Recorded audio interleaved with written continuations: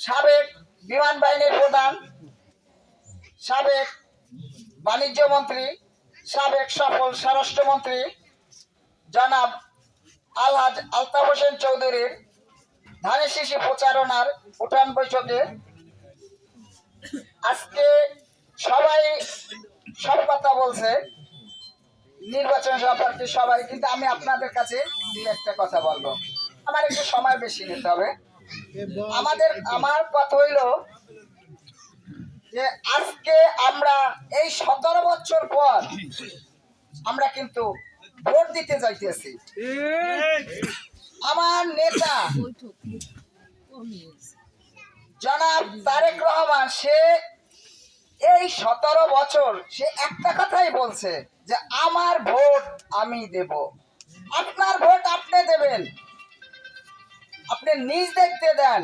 পরিষদের কেন্দ্রীয় কমিটির সভাপতি ও আরাফাত রহমান পূর্ব ক্রীড়া সংগঠনের কেন্দ্রীয় যুগ্ম সাধারণ সম্পাদক আনিসুর রহমান আনিস ভাই প্রধান বক্তা হিসেবে উপস্থিত আছেন। পটুয়াখালী জেলার জাতীয়তাবাদী মহিলা দলের সম্মানিত সভানেত্রী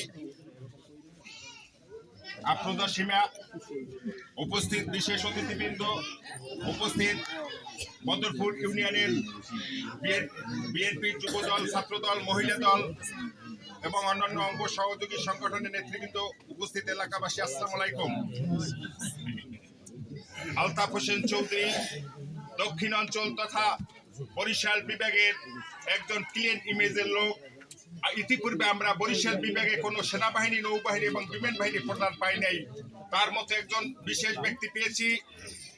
আপনাদের কাছে আমার আহ্বান, 2001 সালে 1 অক্টোবর যেভাবে নীরব ব্যালট বিপ্লবের মাধ্যমে আপনারা তাকে বিপুল ভোটে ভোট দিয়ে বিজয়ী করেছেন, তেমনি ভাবে আগামী 12ই ফেব্রুয়ারি আপনারা সকলে আপনাদের আত্মীয় স্বজন সহ সকলকে নিয়ে ভোট দিয়ে আর একটা ব্যালট বিপ্লব ঘটিয়ে তাকে নির্বাচিত করবেন।